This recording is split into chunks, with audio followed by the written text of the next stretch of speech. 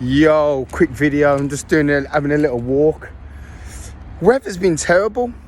Anyway, let's get my chain out so you can see. You get me?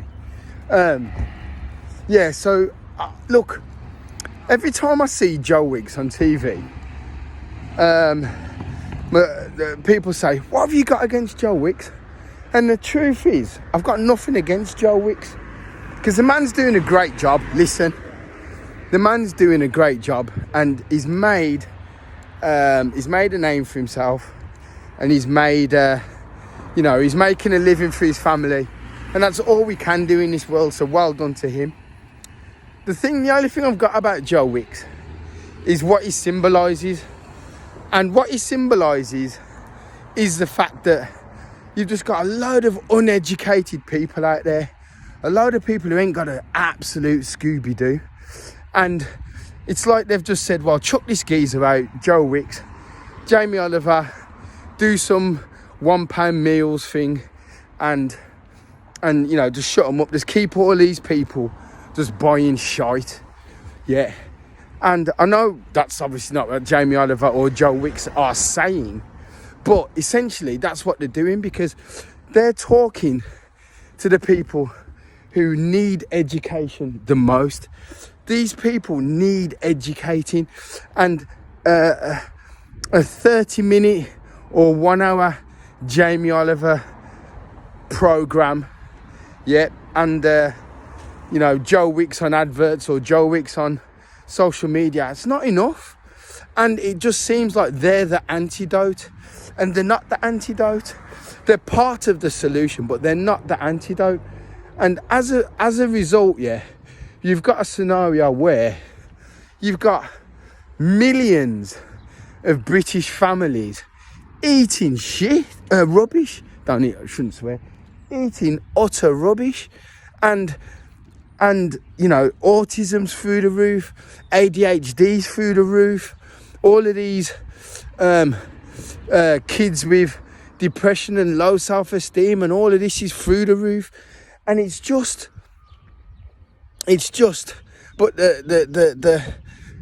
a societal thing. Whereas, there has to be a link between eating all this rubbish food, which Jamie Oliver got absolutely smashed for, by the way, because the guy tried to fight it himself. I mean, I've been to schools in France. I've been to schools in foreign countries, and oh my gosh, they've destroyed that. I've been to schools in foreign countries, and they don't eat shit. They eat like seafood stew, and they eat pasta, and they eat fresh tomatoes. They eat fresh sardines. The average Portuguese child is eating like a king compared to the average English child. Whose fault's that? It's the parents. It's absolutely the parents. And they've got to get educated. Now, it's not up to the schools to educate these people. I'm not having it. I don't want more pressure put on teachers to be educating parents on how to eat and what to eat. But what they have to do is start taking responsibility for what they put in their children's mouths. Because what do children who eat a load of rubbish turn into? Adults that eat a load of rubbish, and then they become into adults with all of these problems with ADHD, and they haven't got enough vitamin C and vitamin A and vitamin D fortified, and all these. Are you right? So you got a load of families now all suffering. Now, the NHS obviously have put loads of effort into this, but again, the government, if they really wanted to, could change this tomorrow, literally. Either, and I don't mean just feeding kids full of toast, and listen, when I was growing up, and I'm guessing a lot of people can adhere to this, when I was growing up, I'd played football after school, come in starving, my dinner gets put on the table. What's for dinner? Right, I've got liver, mashed potatoes, carrots and peas with gravy. Oh, I don't like liver. Well, if you don't like liver, you're not eating anything. So rather than starve, I'd eat it. So I've ate it. That's it. So,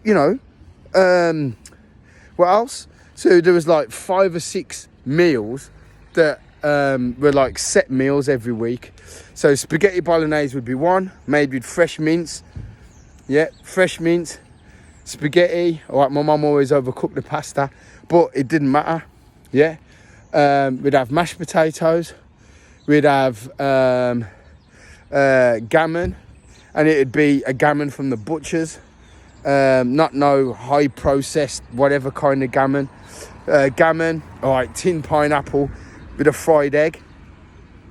Baked beans, that was another dinner. Was it? Jacket potato with cottage cheese and cucumber. Ploughman's salad with a piece of cheese and ploughman's pickle.